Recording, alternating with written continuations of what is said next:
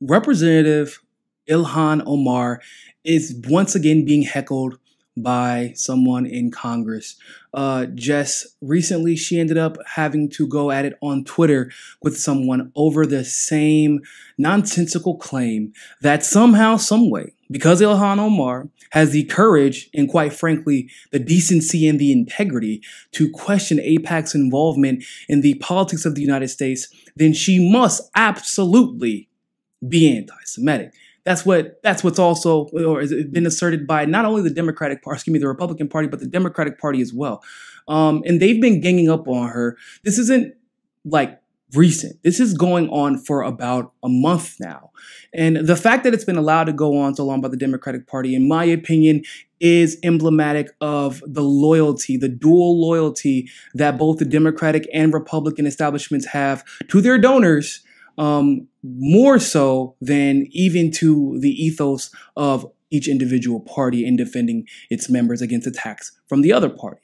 So that's scary because, once again, it just reminds us that bipartisan efforts only seem to come into play when it's time to screw over the people or lie to the people. Oftentimes, both are at play whenever bipartisanship is practiced. So I want to go over a few of these tweets from Ilhan Omar. I'm going to go straight through, and then we're going to go back and reanalyze a few of them. So the tweet that was originally posted was done by Nita Lowry, which is a congresswoman.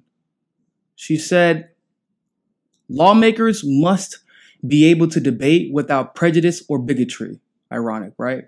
I am saddened that Representative Omar continues to mischaracterize support for Israel, which she does not. I urge her to retract this statement and engage in further dialogue with the Jewish community on why these comments are so hurtful. So Ilhan Omar responds, just as she always does, with a type of fierceness, a type of ferocity that would make you proud to call her your congresswoman, which I really sincerely wish she was our congresswoman here in Florida. And I wish she had more of a microphone. And I think she deserves one as well, because she just seems to be very unapologetic in her convictions, and she refuses to withdraw from these rhetorical engagements against people who are not really our friends. They pretend to be, they're not even friends to Jewish people. They pretend to be friends to the Jewish people, because that's almost a requirement if you're going to try and pretend like you're worried about the safety of the Israeli government. So Ilhan Omar goes on to say, "Our democracy is built on debate, Congresswoman. I should not be expected to have allegiance or pledge support to a foreign country in order to serve my country in Congress or serve on a committee. The people of the Fifth elected me to serve their interests. I am sure that we agree on that." She goes on to say, "I will not mischaracterize I have not mischaracterized our relationship with Israel. I have questioned it, and that has been clear from my end. I am told every day that I am anti-American if I am not pro-Israel. I find that to be problematic, and I am not alone. I just happen to be willing to speak up on it and open myself to attacks.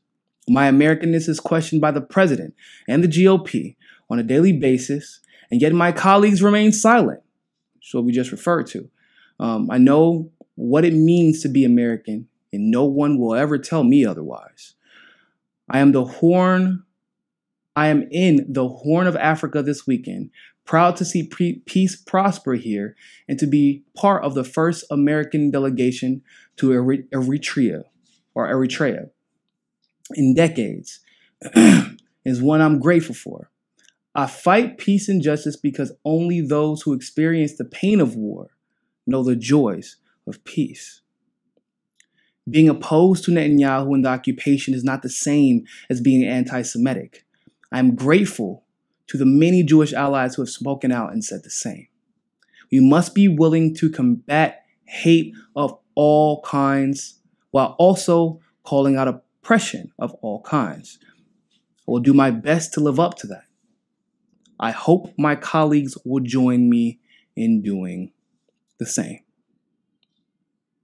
I mean, it was beautifully put by Ilhan Omar.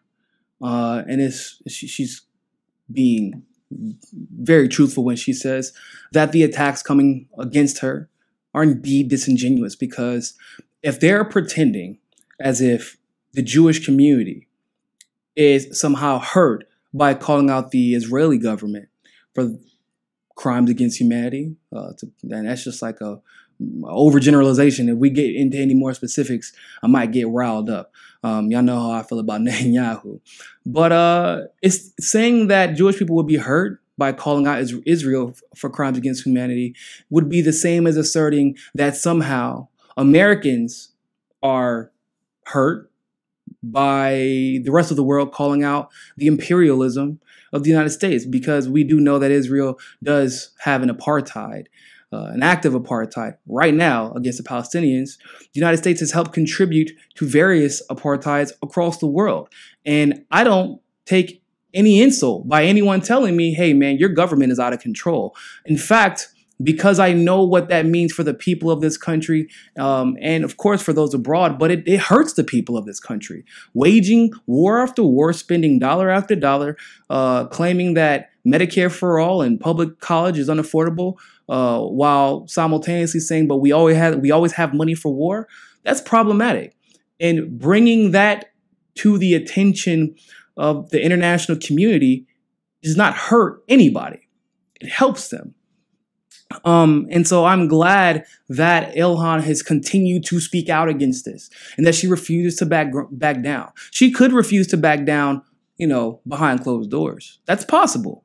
But her being willing to put herself front and center with this issue is something that should be commended, because it isn't easy. Because you and I, not being Muslim, not being Somali, not being an immigrant, at least not being a first-generation immigrant, we would face attacks of anti-Semitism for calling out Israel and its, faulty government. The people who have jumped on to this bandwagon of insulting anyone who says that Netanyahu absolutely deserved to be brought up on charges of corruption. The people being attacked are piling on and saying, oh, if you say that, then you're anti-Semitic. You're wrong. In fact,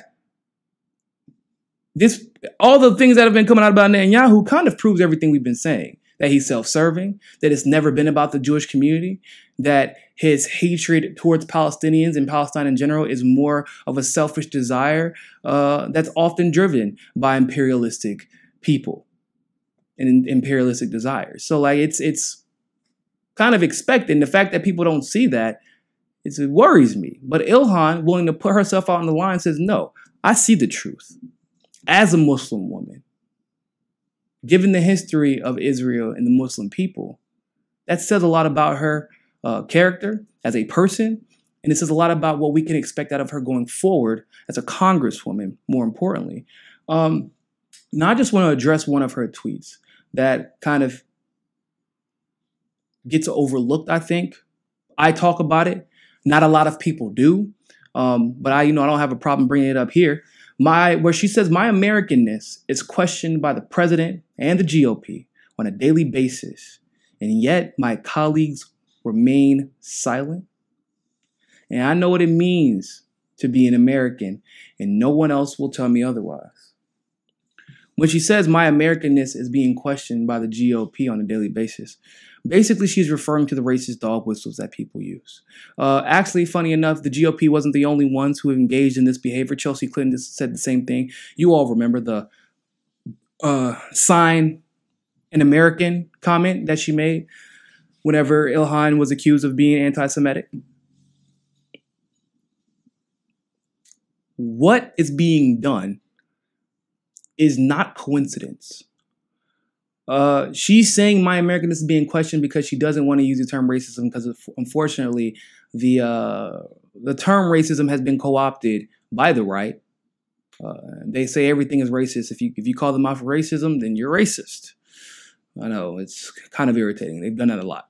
But what she's referring to is the norm. What you do is you question the Americanness of someone. You question the race of someone. You question the culture. You question their ethnicity. Now, what is that? That's called a dog whistle, and it's used in the Southern strategy. Now, the GOP participates in it, and because the Democrats are scared to lose there, they allow it to happen. But also because, of course, the Democrats are bought off by Israel in their lobby as much as the Republicans are. So there's that aspect too, of course. But this Southern strategy, which was implemented and used by, I know it was used a lot by Barry Goldwater, the guy who ran on segregation, Richard Nixon, who was racist as hell. It was used essentially to kind of cause a fissure in the already apparent racial divide and cultural divide that is evident in the Deep South, in Southern states, in red states. So this is an old strategy, but it's still being used. In fact, I would even venture to say, obviously I can't confirm this, that Trump was very aware of the Southern strategy. Because people forget, Richard Nixon kind of ran on being a renegade, right? Very similar to Donald Trump. A lot of the things, Teddy Roosevelt, same thing, but Teddy Roosevelt didn't use the Southern strategy like Donald Trump did. Donald Trump kind of used the Southern strategy.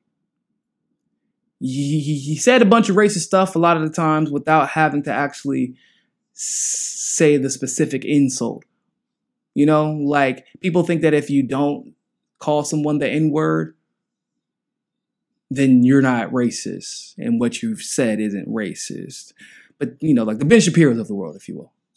That's not the case. The Southern strategy is just that. And Republicans oftentimes like to pretend, the right in general really, like to pretend that the Southern strategy was never a thing because, well, I know the establishment still uses it today. And so, of course, they have to pretend it isn't a thing because then you'd have to admit that there are people running purposely racist campaigns. And that's actually the case. So what Ilhan Omar is speaking to is basically them trying to question her Americanness because, well, who are the ones who mainly support Israel? That group is still in the Republican Party. Think about that. So what do you do then? It's a logical fallacy, of course, but you say it's American to do all these things that the Republicans advocate for. And included in those things is supporting Israel without question. Blind faith, that's the Old Testament stuff. That's why the Republicans love the Old Testament. It says things like blind faith, but the New Testament says things like Jesus was not having that blind faith nonsense. Jesus is all about, you don't believe me? You know what? That's fair. You're logical human beings. I'm just going to have to prove it. And that's the difference, right? But the South and the right-wing hyper-Christians are obsessed with the Old Testament because of things like blind faith and authority. So they say that liking Israel is included in all these things that make you American, that blind faith. But then they'll say, hold on, you're wearing a scarf. That's not American. You're black. We all know how the black people, you know, how they're treated. They've been traditionally treated and looked at in the South. Oh, and you don't like Israel. Well, these two things are also un-American, and you don't like Israel, which makes you super non-American. So I can say, look at these other things that make her not American. You can't take her critiques of Israel are being made because she doesn't like America. And because she's a Muslim, because she's hijabi, because she's Somali. That's what they do. They're called dog whistles. Yes, making those links are logically fallacious, but that doesn't matter. That's the point. And it's wrong. So thank you, Ilhan, for continuously calling them out on their BS. Somebody has to. Somebody has to be that firecracker in Congress that we need to tell the truth while simultaneously getting the job done. And you've proven time and time again that you have that audacity needed to be, by every sense of the word, a minority in Congress but not being worried about anything else other than preserving the truth and working for the people that you represent. Thank you for that. Thank you for watching that segment of Mi Casa es Su Casa. Help us reach our goal of 500 patrons. You can do so by donating as little as $1 by clicking on the Patreon link in the description below. Don't forget, join us on Roku and JustNForm. You can follow us on Twitter and Facebook as well. And remember, more than anything else, find your balance. Peace.